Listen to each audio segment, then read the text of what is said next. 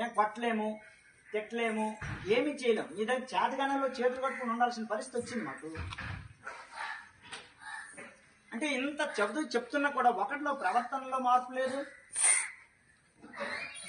ఒక చదువులో మార్పు లేదు, ఒక రైటింగ్ స్కిల్ లేదు, రీడింగ్ స్కిల్ లేదు. అసలు ఏంటి ప్రాబ్లం? మీదా మాదా? మాదేనా?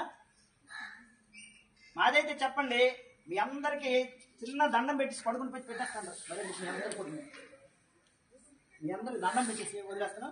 లేదంటే ఇలా నేను తీసుకుంటాను. మరి గుంజలు అయినా మీకు అందరికి కూడా నేనే పనిష్మెంట్ వేసుకుంటాను.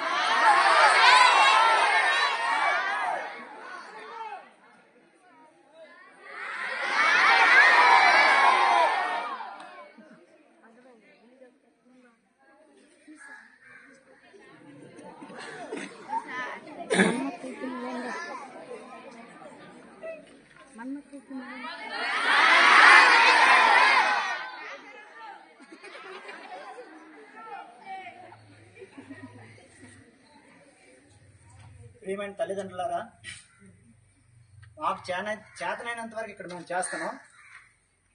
మీ పిల్లల్ని మీరు కనీసం కంట్రోల్ పెట్టకపోతే మీ స్కూల్కి పంపించడం వృధా అవుతుంది.